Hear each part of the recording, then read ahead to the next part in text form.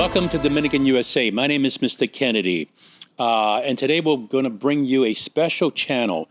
This channel was created to bring you the great transformation that DR is going through right now. Right now, as we speak, DR is transforming in many delicious and wonderful ways.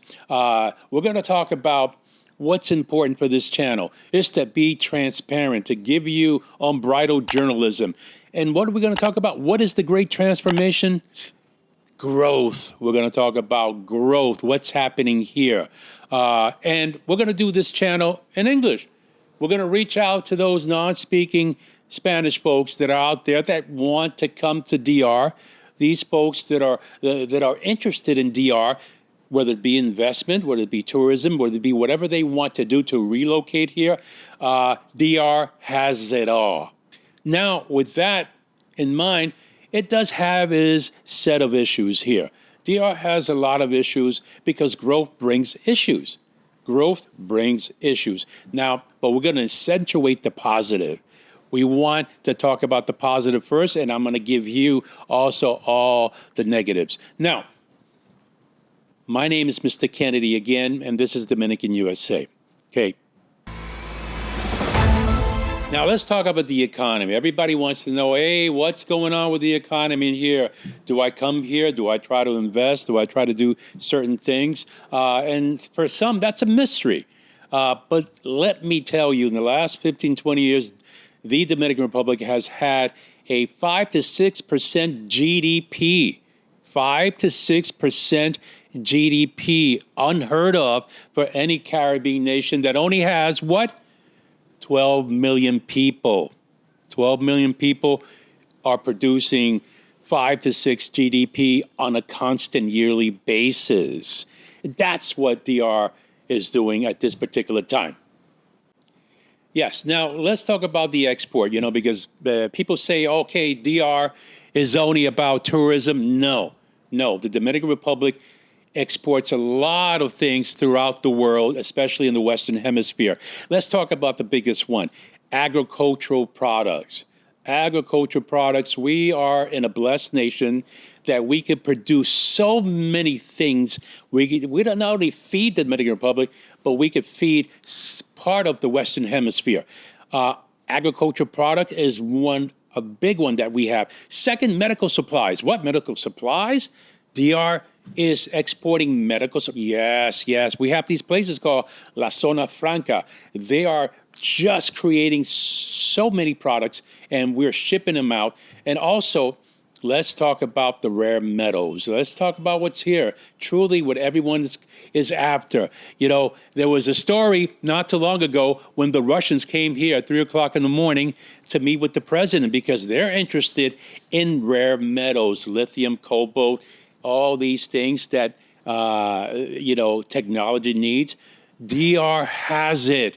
We have one of the biggest gold mines, the biggest veins in the Caribbean countries. DR has it. This country has been blessed with a lot of things. Now, let's talk about tourism. Let's talk about the 800-pound gorilla in the room, tourism. In 2025, DR generated $11 billion in tourism, according to David Collado. I believe he is the Minister of Tourism, and it is projected to go over $15 billion because our tourism not only comes from America, 50% of it comes from America. Yes, God bless America. But it also comes from South America. It comes from Canada. It comes from Europe. We have tourism here. We have planes coming from all over the world. And it's only going to get better. Tourism. So now let's go on and segue to the other things that I want to talk to you about. Let's talk about what's happening with government. Government. Oh, government could be so good, but government could also be an imperative. But this government here, they're very friendly. The elected officials, along with the president, are embracing. Yeah, they're asking for investors to come. And believe me, we have a lot of investors coming worldwide. The Chinese folks are here. The Europeans are here willing to invest, and investment is key. And construction. There are so many places being constructed, so many roads. We have construction everywhere. We have construction everywhere. We're building trains, we're building trolleys, we're building every infrastructure needed to support the investment. Every infrastructure needed. Yeah. Wait, there's more. You guys heard that before, right? Wait, there's more. Now, we talked about tourism. We talked about, the natural resources that DR has. But what folks don't realize is the backbone of this country is the small businesses. As we know in America, small businesses run the country. Without the small businesses, we are doomed. So in the last 10 years, Dominican Republic has created 100,000 businesses, small businesses. That's about 10,000 per year. And out of those 100,000 businesses, I want everybody to listen to this, 100,000 businesses, 50% of them are successful. It's like you get a baseball player. We have plenty of them over here, America. We have plenty of Dominican baseball players here, great baseball players that play in America. It's like getting a batter to come and hit 300. When the average right now in the major leagues is 240, 250, is that. DR is batting 500, actually 300. And it is great for its economy. The small business is the backbone of this country. Small businesses, y'all. What about the money that the people send from outside? Oh, yes. Now, let's talk about the what we call in Spanish las remesas. The Western unions, the sending of the money.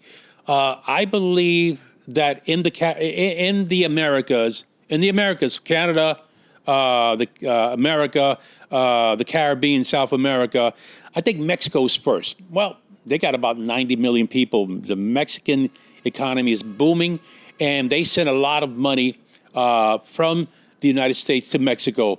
I believe that we are running second or third in these monies. Why? Because a lot of Dominicans, they move to other places, but they still send their monies here to their moms, their dads, to construct. Oh, yes. A lot of money. A lot of money is being sent here. Matter of fact, I get sent some money also over here. And it is a boom town. Let's talk about the Dominican government. Yeah, there's a lot of things that are happening lately that folks are not happy. But let's talk about the parties here, the political system that's in place. We have two major parties and one up-and-coming party. The first party, the party that's in charge, the PRM, that's the party that's in charge. That's spearheaded by Luis Abinader, who is the president. He got elected by a majority of the votes in 2020 and again in 2024. And then the second party is the PLD, which is spearheaded by Danilo Medina, a former president. That party fractured because they got greedy and they put a candidate there that got at least 20% of the vote. So, yeah, Gonzalo Castillo, who the hell is he? So they put him in there and he lost. Landslide. They landslided him, and I think he took his he's gone. He took a helicopter out. He owns like 3 or 4 helicopters. I think he took the helicopter out, and he was never seen again. Okay, now the last party is La Fuerza del Pueblo. That is the force of the community. Now, that's spearheaded by Leonel Fernandez, a former president. Leonel Fernandez, he's a guy that doesn't want to go away. Three times president. He wants to continue in perpetuity. No. So, and he has a small party. He's making inroads, but I don't, if you ask me, I don't give him a chance. Because this is the great transformation. And what I'm trying to talk to people about is that if you look at the voting block here was from 18 to 35. The highest vote in the Dominican Republic was 18 to 35. So therefore, what DR is looking for is young candidates, new blood, AI. They're looking for technology, a president, a leader that could say, okay, we're going to bring technologies here. Oh, yeah. Did I mention that DR is becoming the little India of the Caribbean? The little India, meaning we have more call centers here, more call centers than McDonald's in the Dominican Republic. And that's huge. There's a lot of American companies around the world that are using Dominican Republic as their call center providers. And why? It's because English is the second language here. According to the president, Luis Abinader, he said that English is going to become the second language in the Dominican Republic, and it is. As I travel through the streets and as I get my services, even in the building that we're recording from, everybody in this building speaks. So look, I'm originally from Florida. Let me tell you a little bit about myself. I still have a house in Broward County. I moved here to the Dominican Republic because I was looking for a better cost of living. Which it is. You come over here. I went to the supermarket. This is a wonderful supermarket I love. It's called Bravo. I go there every week. Yes. And I go to the supermarket and I take a cart, my friends. I take a shopping cart, not the small ones, the big ones. And for $100, which is 6,000 pesos and change, I come out with a full cart that would last me for a week and a half to 2 weeks with meats, with everything. The food here is inexpensive. And the Florida, wow. And if I go to Publix in Florida, for all those folks that live in Florida, you know what I'm talking about. Publix, I love you, Publix. I really do. It's a great supermarket. But I went back about a month ago to visit my kids, and the following morning I woke up and I went to Publix. I love my Publix. I love my bread there. I love the customer service. Great. I went there, $150, and I looked at the cart, and it was half empty. It was half empty. So, when I convinced my wife to move down here, I sold her the idea that we could save a lot of money. We could save a lot of money just on food. Transportation, I don't have a car. You don't need a car. I take Ubers everywhere. One Uber ride is $4 in the city. And I live close to everything. Santo Domingo has it all. I am so glad that I made this move to come here. This country has been blessed. It has everything. I'm not saying it because I'm saying it. I'm saying it because it's true. What makes this country special, again, is the people. Christmas here has been wonderful. Everyone is in a festive mood. I don't have to worry about, walking the streets and being mugged. And it's a wonderful place to live. It really is. It does have its issues, but we're overcoming all these issues as we grow. Now, I want to say this, I'm a veteran. I served the United States, and I have two other brothers that also served honorably. I'm a veteran. I'm proud to be an American because at least I know I'm free. But I'm also Dominican. I swim in two worlds, and it's a wonderful world. As you see these flags behind me, what do they have in common? Red, white, and blue.